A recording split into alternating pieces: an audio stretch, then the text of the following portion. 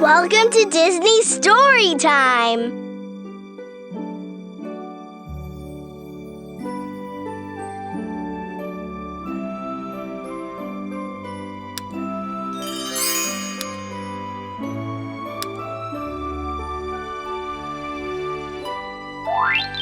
To hear the story read to you, tap the orange button.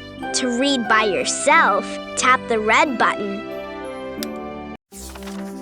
Sleeping Beauty, Aurora and the Helpful Dragon. "I'll race you to the lookout point," Princess Aurora called to Prince Philip as they galloped through the forest one sunny morning.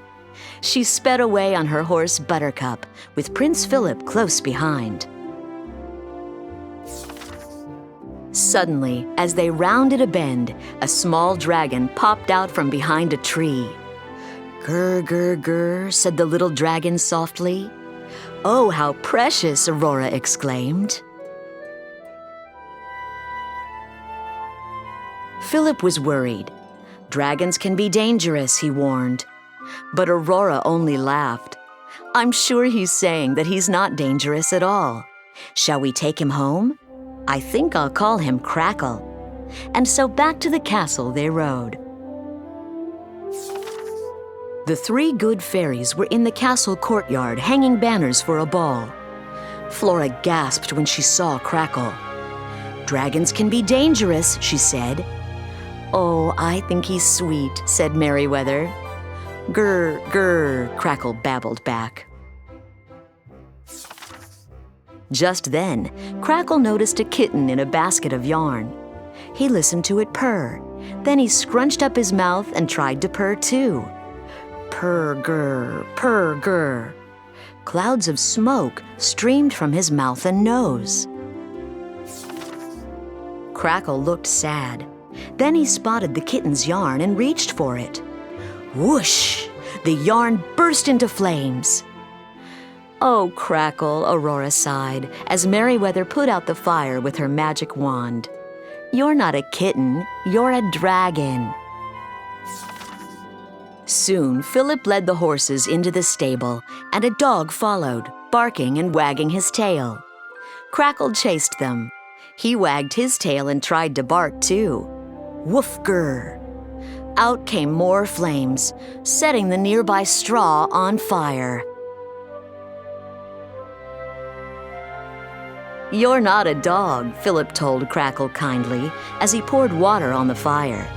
He shooed the dragon out of the stable, and Crackle crept out looking miserable.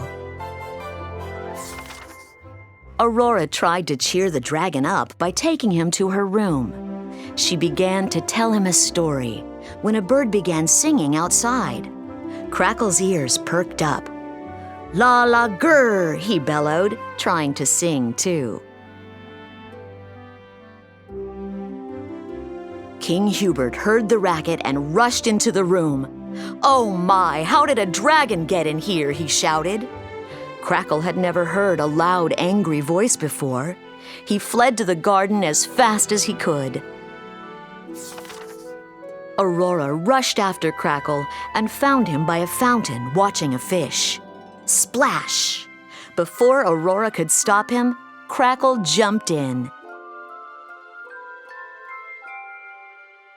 The princess quickly pulled Crackle out of the pool. "Crackle, you're not a fish, and you're not a kitten or a dog or a bird either. You're a dragon." Grr, grr, grr. Crackle plopped down sobbing. Tears rolled down his tiny face. Suddenly, Aurora thought she understood. "Do you think no one will like you because you're a dragon?" she gently asked. Crackle nodded, and Aurora patted his head. "You can't change what you are," she told him. "But you don't have to be a dangerous dragon. You can be a helpful dragon with many, many friends." Just then, thunder boomed and dark clouds covered the sky. As Aurora and Crackle rushed back to the castle, rain began to pour. Everyone gathered in the grand hallway to watch the fierce storm. They all knew that King Stefan and his queen were on their way there for the ball. Prince Philip looked concerned. I hope they don't lose their way in this terrible storm. Aurora looked down at Crackle. "Do you want to show everyone that you're a kind, brave dragon?" she asked. "Grr, grr, grr," Crackle exclaimed and eagerly nodded yes. "Fly to the top of the highest tower," Aurora told him. "Then blow the largest, brightest flames you can to guide my parents here." Crackle instantly soared upward. "Be careful," the princess called. Moments later, gold and red flames lit up the stormy sky. Crackle had done it. He blew his flames again and again. At last, Philip shouted, "I see King Stefan's coach. They're almost here." Everyone hurried to greet the visitors. "The tower light saved us," King Stefan told them. "I must have one just like it at my castle." At that moment, Crackle flew into the hall. "Meet our new tower light," King Hubert laughed. "A dragon?" King Stefan looked puzzled. "But dragons are Not Crackle," Aurora interrupted him.